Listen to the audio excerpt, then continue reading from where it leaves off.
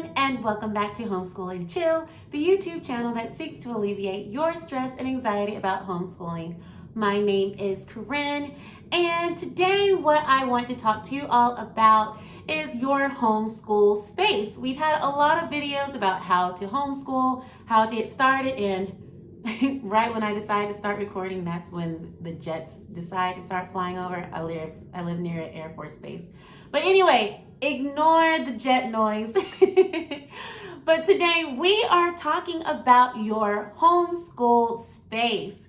So what exactly is your homeschool space like? Do you have a dedicated space in your home that is just for homeschooling?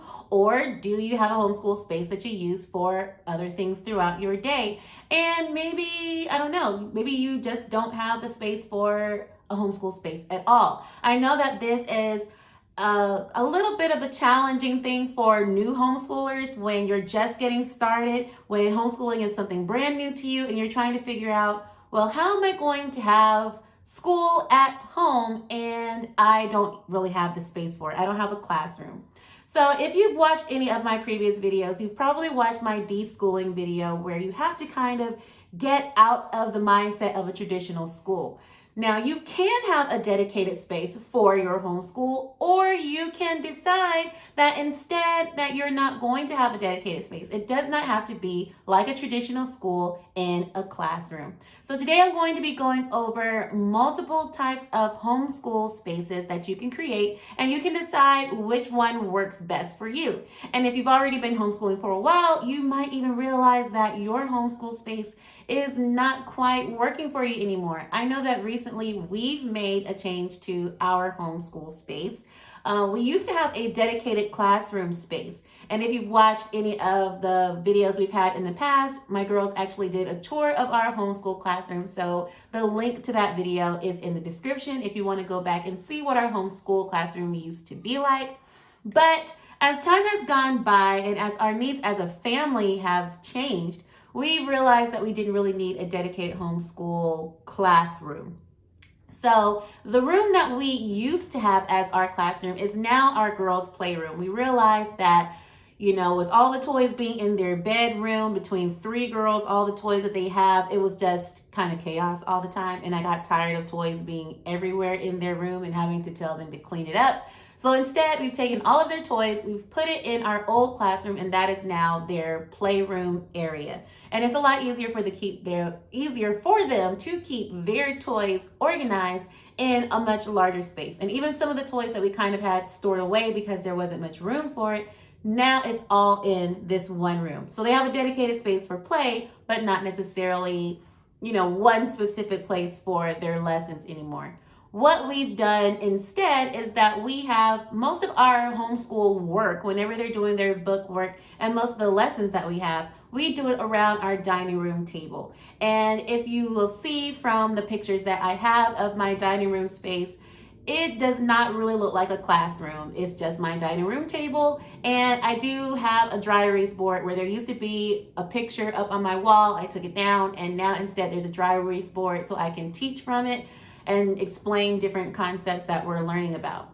So the area where I used to keep my girls' toy bin, it was just outside of their bedroom. They have like a little foyer area outside of the bedrooms that they share.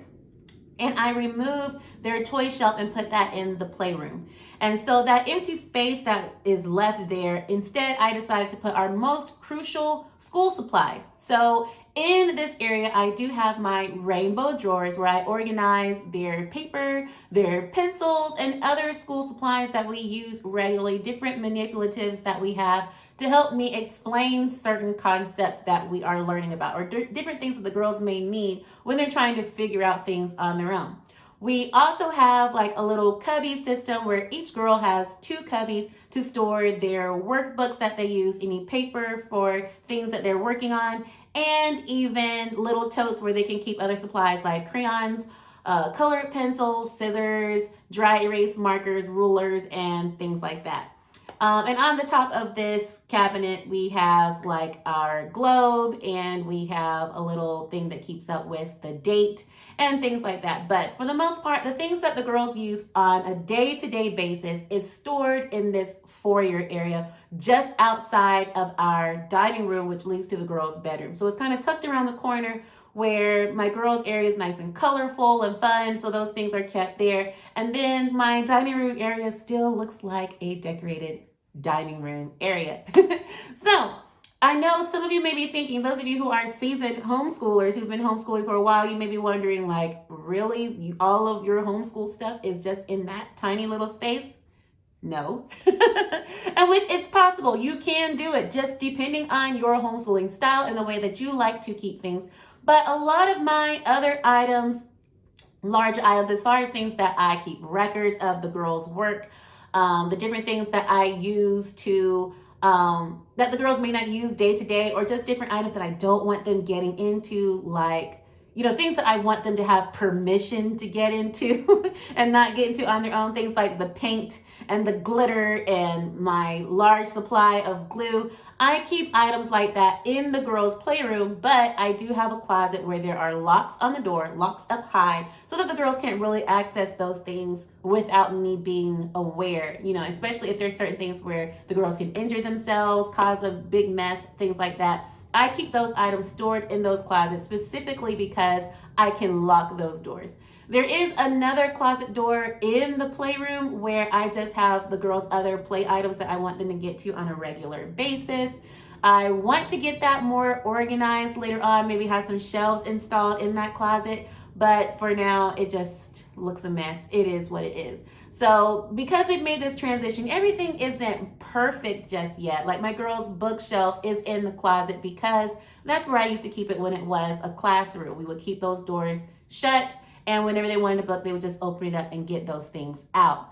So that's one thing that I'm still trying to transition, because I do want the girls to have access to their books all the time, but their shelf is still in that closet. So I still have to think that through of where exactly I want to keep their books, where they can get to books and read all the time, but still have that closet where it can be locked up for items that I don't want them getting to.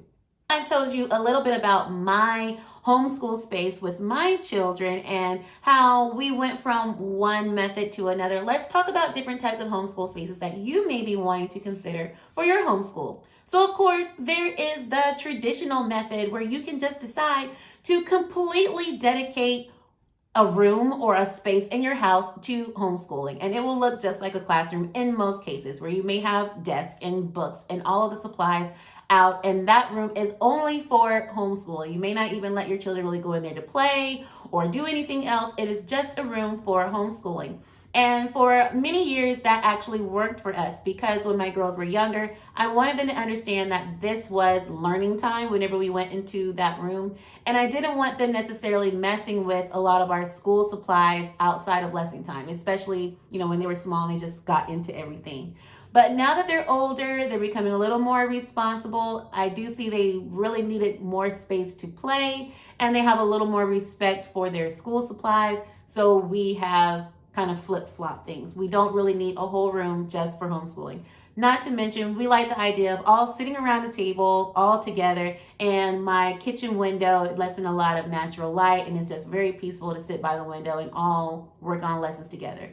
And not only that, it seems like we get a lot more movement through our homeschool day, because even though we do our work at the table, if there's something we need to do in the kitchen's not far. I can be in the kitchen putting away dishes or doing things if the girls are doing work independently. And whenever we want to watch educational videos or things like that, we still go into the playroom and use the computer to watch YouTube videos or different things like that. So the girls do get to move around a lot more throughout the day, simply because we haven't dedicated one room to homeschooling.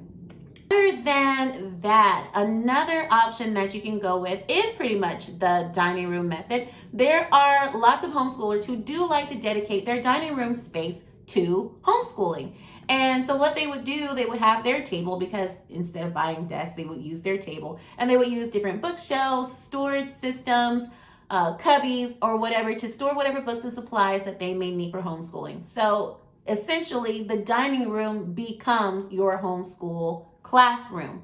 Now, not everyone may be favorable of that. I wasn't really favorable of that idea. I like the idea of all of us sitting around the table and using the dining room table for our lessons and everything, but I didn't really like the idea of necessarily turning my dining room into a classroom.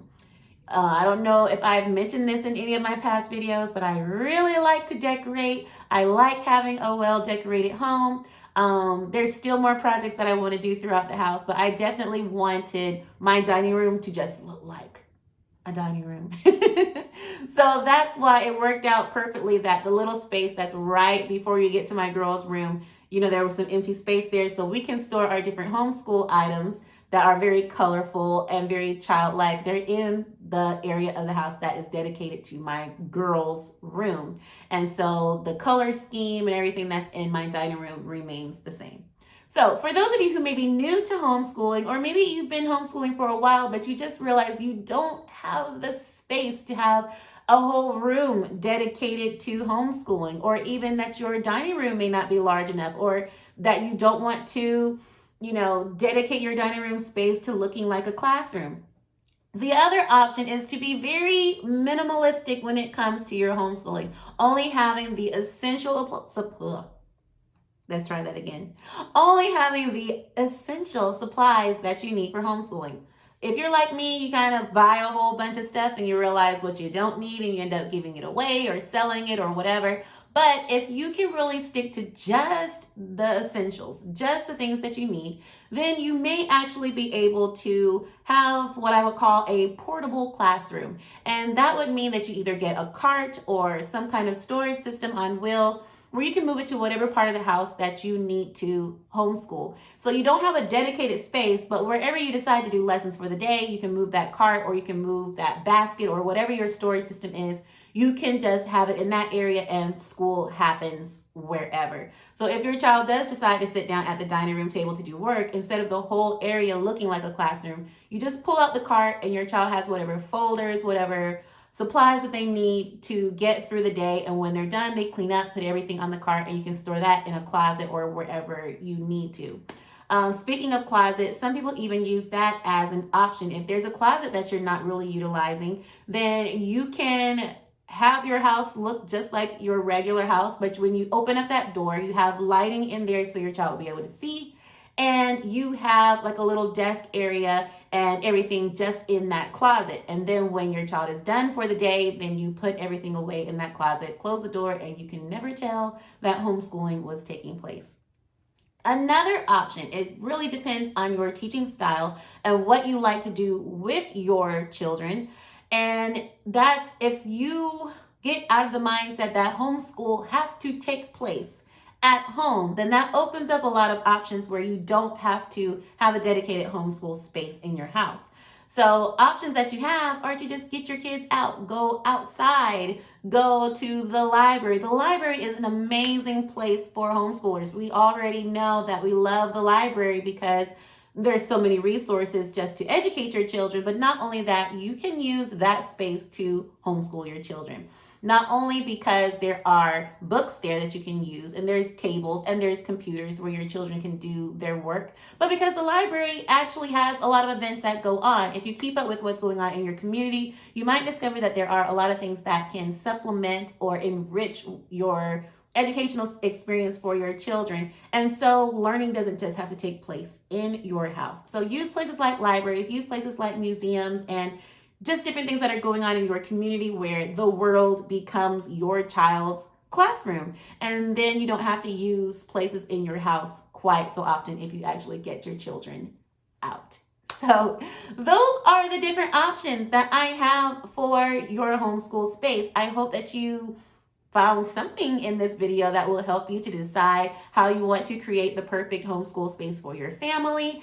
And maybe if you already have a homeschool space, maybe it'll help you to get your wheels turning to decide, well, maybe where we are is not working. But the thing to always remember whenever you're homeschooling is that we are doing this to remain flexible. That's one of the amazing factors of homeschooling, is that you can be flexible. So what may work for you right now may not work later, and what may have worked in the past may not work anymore. So I hope some of those tips will help you if you feel that your homeschool space is no longer working for you, or if you just want to make your homeschool space even better.